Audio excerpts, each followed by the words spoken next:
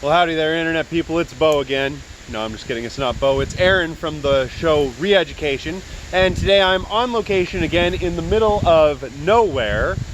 This time I built a thing behind me, which I'll show you at the end of this video, but there are a couple of things I want to get through before we get to that. So, as I said yesterday, or the other day, however these videos come out, I do have access out here in the middle of nowhere to cable TV, and specifically Fox News, where I have seen a lot of crazy news stories. And a couple of those news stories, well, one of them has to do with Donald Trump and the Republicans wanting to annex or buy Greenland, a sovereign country, something that you can't just walk up and buy.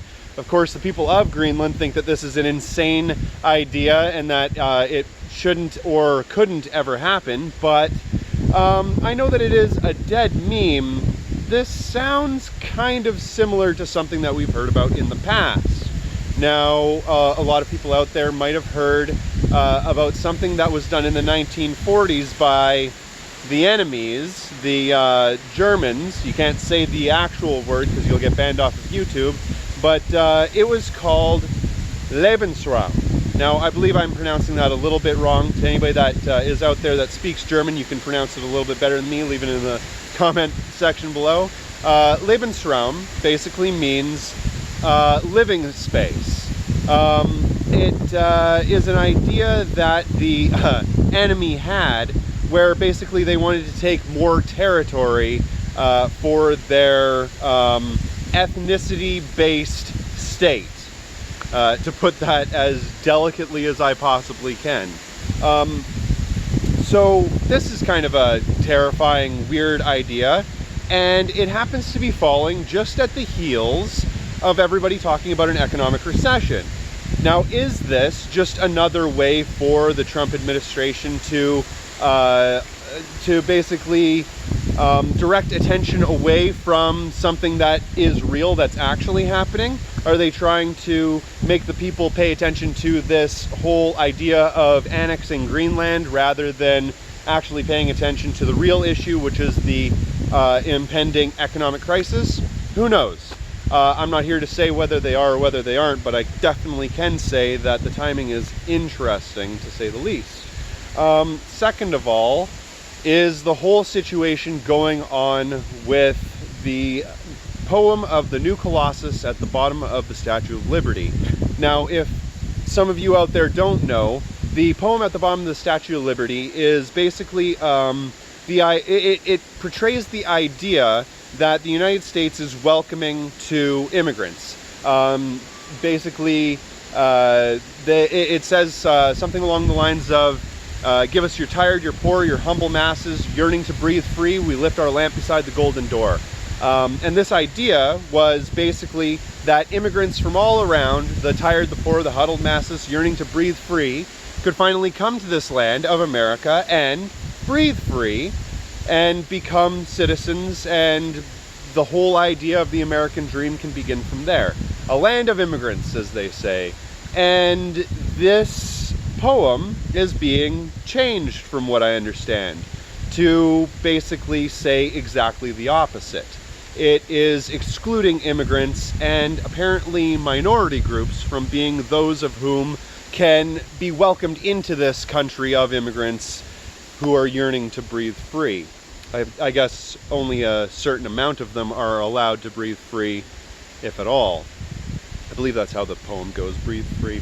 Anyway, so that is all a little bit terrifying. It's more things along the lines of American Johnson, non-compete, said on Twitter that this seems very FASH, you know the rest, istic, and I would have to agree with that. This is the same kind of tactics that have been happening in the past, during the 1940s. They're trying to get more territory. They're trying to create a state that is based around a certain group of people, specifically native-born Americans. This is weird, man. This sounds a lot like that thing that you're not allowed to say on YouTube, the FASH word. Anyway, so that enough being said, I'm going to show you what I have concocted. So, as many of you know, I'm out here in the middle of the wilderness. For those of you who don't know, I'm out here, but I don't live out here now. I'm not going total Amprim, but, you know, to all my Amprim homies, yeah, awesome. Now, what I have done is created a bit of a lean-to right here. So basically, it's a log across with a bunch of struts that come down along and then fill it all up with leafy material, sort of, to make it impermeable to water. So if you have rain coming down, it'll make it a little bit better for you. As you can see, there's the entrance. On the outside here, we have a whole lot of grass.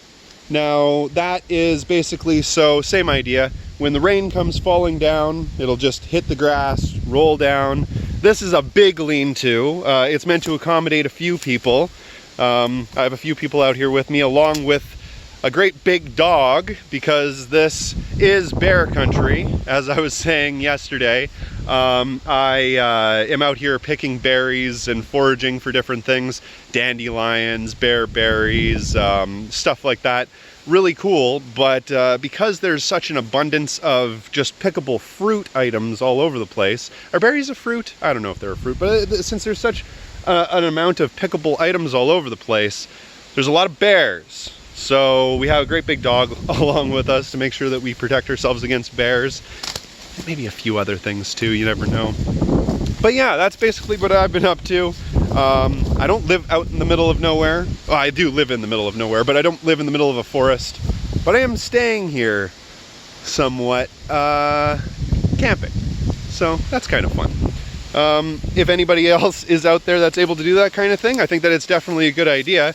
I think that it's important that we try to become a certain amount self-sufficient. Being self-sufficient and having camaraderie with other people in your similar situation is always important. I think that if everything was to fall apart, like I was saying yesterday, then at least if you're self-sufficient, if you know what you're doing, if you're able to learn certain skills, then that's always going to be a benefit to you. And if you live in the middle of the city and you don't have access to some place like this, by the way, this was free to come out here. I just wandered out into the middle of the woods and started building stuff. But if you don't have access to something like this, you live in the middle of the city, you're going to want something better. You're going to want maybe a community of people that can get together and help one another when they are going through tough times. That's where you need to be talking to your family, talking to your friends, talking to your coworkers, talking to your neighbors, spreading that mass line idea. You have to be getting out there and you have to be talking to people, you have to be making those connections, because those connections really can save your life if you're in a situation where you don't know what else to do. And there are a lot of groups out there that want to help you. You just have to get in contact with them. I've talked about many in the past. Places like Food Not Bombs, anarchist groups, there are various different types, communist groups, socialist groups, that sort of thing. And your family, your friends, those sorts of people. Make sure that you're talking to your neighbors and getting a community built so you're able to withstand certain pressures that are basically impending on us right now. This isn't a time to start panicking. Panicking always only makes things worse. It's just a time to prepare and get in a situation where you can be ready for anything that might happen. Anyway, that's my show. My name is Aaron. At least that's the way I look at it. If you do get a chance, please check out my Patreon. Every dollar does help fund this show. And like I was saying before, leave comments in the comment section below to let us know what ideas you might have to be able to build community in your area, or if you have other ideas like this where you can somehow become self-sufficient. Let me know. Anyway, thank you very much for watching, and have a great day.